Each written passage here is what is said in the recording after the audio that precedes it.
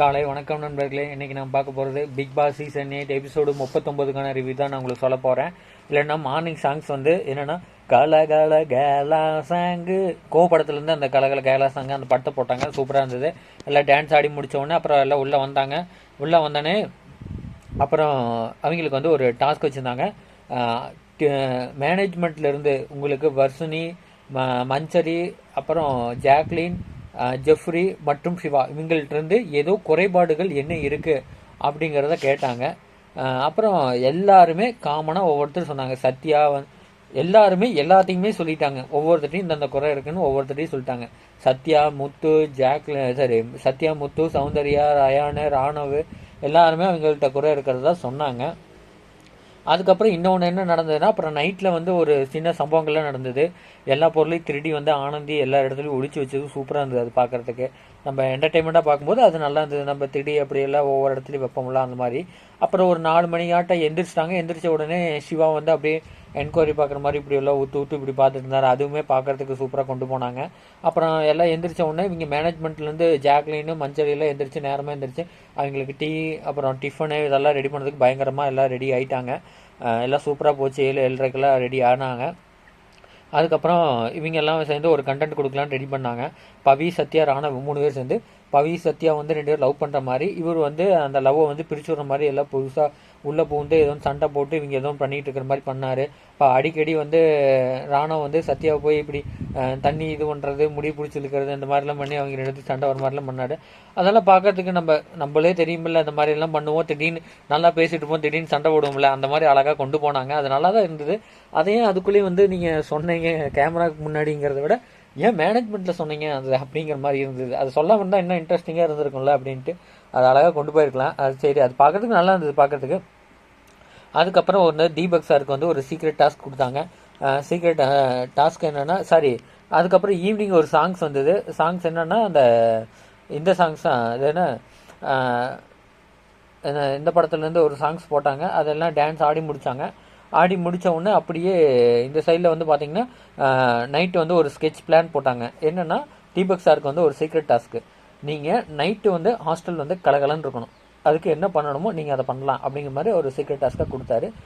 என்ன வேணால் பண்ணிக்கலாம், ஃபன் என்டர்டைன்மெண்ட் என்ன வேணால், எப்படி ஒரு இது பண்ணுறது அதெல்லாம் எது வேணால் நீங்கள் பண்ணிக்கலாம் அப்படிங்கிற மாதிரி அவர் பிக் பாஸ் கொடுத்துட்டு போயிட்டார்.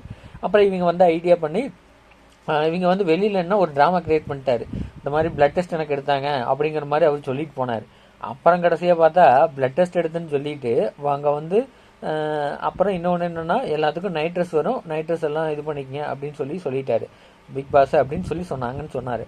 அதுக்கு அடுத்தது எல்லாத்தையும் அப்படியே ஃபஸ்ட்டு முத்துவை கூப்பிட்டு போய் பிக் பாஸ் வந்து தெளிவாக சொல்லிட்டாரு, ஒரு சீக்ரெட் டாஸ்க்கு இது வந்து ஸ்டூடெண்ட்டுக்கு மட்டும்தான், மேனேஜ்மெண்ட்டுக்கு யாருக்கும் தெரியக்கூடாது அப்படிங்கிற மாதிரி சொல்லிவிட்டு தெளிவாக எல்லா பிளானையும் ஸ்கெட்சையும் இவங்க போட்டாங்க. அது முத்து தான் எல்லா பிளானையும் போட்டார். நீங்கள் 2 பேரும் லவ் பண்ணுறீங்க, லவ் பண்ணும்போது இடையில குறுக்கால இவர் பேசுகிறாரு. இவர் பேசும்போது நீங்கள் உள்ளே வரீங்க. உள்ளே வந்தோடனே நீங்கள் இது லவ் இந்த ஸ்கூலில் வந்து பிபி ரேஷன் ஸ்கூலில் லவ் கண்டென்ட்டே இனிமேல் பண்ணக்கூடாது அப்படிங்கிற மாதிரி சொல்லுங்க. நாங்கள் அப்படியெல்லாம் சொல்கிறதுக்கு நீங்கள் யாருங்க அப்படின்னு சொல்லி உள்ளே வாங்க. அப்படியே சண்டை இப்படி இது பண்ணோன்னே சௌந்தர்யா அப்போ வந்து நீங்கள் எல்லாத்தையும் இழுத்துட்ருங்க. ரயானும் சௌந்தர்யாவும் நீங்கள் எதுக்கு லவ் கண்டென்ட் கொடுக்குறீங்க, எதாவது லவ் கண்டென்ட் கொடுக்க இங்கே வந்திருக்கீங்க அப்படின்னு இவர்களெல்லாம் கேட்டோன்னே அப்படியே இப்படி டைவர்ட் ஆகி இங்கே போய் சௌந்தர்யாவுக்கும் மற்றும் ரயானுக்கும் வருது. அங்கே ராணவுக்கு வருது. ராணவும் சௌந்தர்யாவும் சேர்ந்து ராயனும் சௌந்தர்யம் சேர்ந்து ராணவ் அப்படி இது சொல்கிறாங்க, நாங்கள் லவ் கண்டென்ட் கொடுக்க வந்திருக்கோம். இது ஒரு இந்த ஸ்கூல் இந்த காலேஜ் +1 +2 அந்த மாதிரி கிரியேட் ஆகும், க்ரஷ் வரும், இந்த மாதிரி இதை தான் நம்ம பண்ணிகிட்டு இருக்கோம். இதையே நீங்கள் இதுக்குள்ளெல்லாம் கொண்டு வரீங்க அப்படின்னு சொல்லி அவங்க ஒரு போர்டு போட்டுட்டாங்க. போர்டு போட்டுனா அப்படியே இப்படியே உள்ள வந்தால் இந்த சைடில் பவி வந்து சத்யாவும் இந்த சைடில் அப்படியே கொஸ்டின் கேட்டே வந்துட்டு இருக்காங்க. அப்படியே வந்து இந்த சைடில் முத்துவும் இவங்களும் இந்த சைடில், அப்படி விசாலு தர்ஷிகாவும் இந்த சைடில். இது உங்களுக்கு ஒரு டாபிக் கொடுத்தா அதை வந்து கரெக்டாக பண்ண வக்கில்லை அப்படிங்கிறதெல்லாம் சொல்லிட்டு தர்ஷிகா அப்படியே அந்த சைட்லேருந்து அப்படியே இதாகிறாங்க. அப்படியே இந்த சைடில் வந்து அப்படியே இந்த சைடில் ஆனந்தி அந்த கேப்பில் என்னென்ன பொருள் எல்லாம் இருக்கோ அதெல்லாம் சின்ன சின்னதாக ஏதோ 3D பண்ணலாம் மாதிரி கொண்டு வராங்க. அதுக்கு அப்படியே இந்த சைடில் வந்து உள்ளே வந்து அப்படியே மஞ்சரி, ஜாக்லின் இவங்கெல்லாம் வந்து கத்தி இதெல்லாம் நிறுத்த ட்ரை பண்ணாங்க. இது என்ன ஸ்கூல் நினச்சிங்களா, வேற என்ன நினச்சிங்க, இதை ஏன் இப்படி கொண்டு போயிட்டு இருக்கீங்க, இது ஸ்கூல் மாதிரி நீங்கள் ஹாஸ்டல் நடத்துன மாதிரியே இருக்குது, ஹாஸ்டல் எப்படி அழகாக கொண்டு போகலாம், அங்கேருந்து என்ன மேனேஜ்மெண்ட் பண்ணலாம், நீங்கள் அதை யோசிங்க அப்படி இப்படின்னு ஜாக்லின் போட்டு ஒரு சைடு செமையாக பேசிவிட்டாங்க. அதுக்கப்புறம் அப்படியே பார்த்தோம்னா அது அப்படியே போயிட்டுருக்கு. திடீர்னு என்னாச்சுன்னு தெரியல. அப்படியே ஜாக்லின் வந்து இல்லை நீங்கள் இதெல்லாம் பண்ணுங்க அப்படின்னு சொல்லி ஜெஃப்ரி ஒரு பக்கம் அப்படியே இதாகி ஏன் இப்படி கத்திட்டு இருக்கீங்க அப்படின்னு சொல்லி ஜெஃப்ரி ஒரு பக்கம் சண்டை வாங்கிற மாதிரி வந்து இழுத்து அதுக்கப்புறம் இதெல்லாம் வந்து இப்படி ஆகி அப்புறம் ஜாக்லின் கடைசி அழுது தான் மிச்சம். அழுத அவங்க வந்து அப்போ வந்து ஜெஃப்ரி வந்து கண் வந்து தொடச்சி விட்றாரு. அது பார்க்கறதுக்கு ரொம்ப இதாக இருந்தது. இதுதான் நடந்து முடிஞ்சு சூப்பராக இருந்தது. நான் நேற்று எபிசோடில் பார்த்து ஃபுல் டீட்டெயிலாக உங்களுக்கு எக்ஸ்பிளைன் பண்ணிட்டேன். செம்ம சூப்பராக போயிட்டுருக்கு எபிசோடு.